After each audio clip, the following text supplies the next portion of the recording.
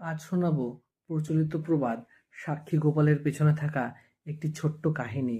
এখানে গোপাল বলতে ভগবান শ্রীকৃষ্ণ, তিনি কেন সাক্ষী হিসাবে থাকলেন তারই গল্প আজ। বলা হয় পুরীর একটি গ্রামে এক দরিদ্র যুবক সেই গ্রামেরই প্রধানের মেয়েকে ভালোবেসে ফেলেন। সেই গ্রামের প্রধান সেই ভালোবাসাতে অসম্মতি জানান বা রাজি হন না। একসময় সেই গ্রাম প্রধান গ্রামবাসীদের নিয়ে তীর্থযাত্রার উদ্দেশ্যে রওনা দিলে মাঝ রাস্তায় সেই গ্রাম প্রধান অসুস্থ হয়ে পড়েন। গ্রামের সকলে তাকে পরিত্যাগ করে সেখান থেকে চলে গেলেও সেই যুবক তার সেবা শুশ্রূষার গুণে তাকে সুস্থ করে তোলেন।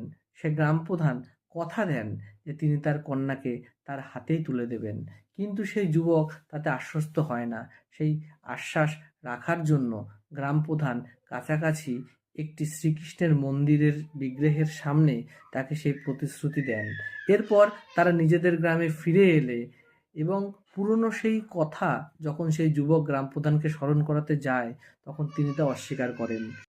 তখন সেই যুবক সেই শ্রীকৃষ্ণের মন্দিরে যান এবং প্রার্থনা করেন, জানান যে হে দেব, সে ব্রাহ্মণ তার পূর্ব প্রতিশ্রুতি পালন করতে ব্যর্থ।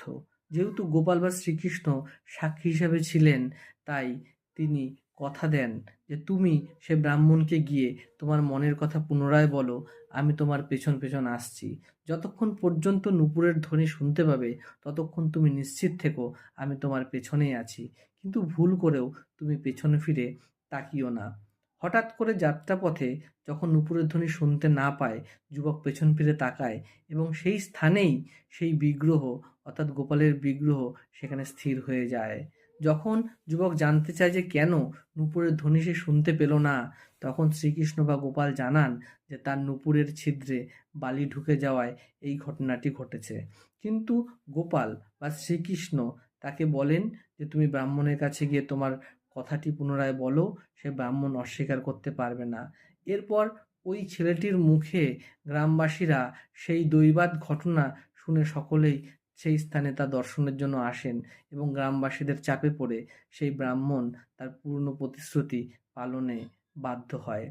তো পুরী যাবার পথে এই সাক্ষী গোপালের মন্দির কিন্তু আজও আছে।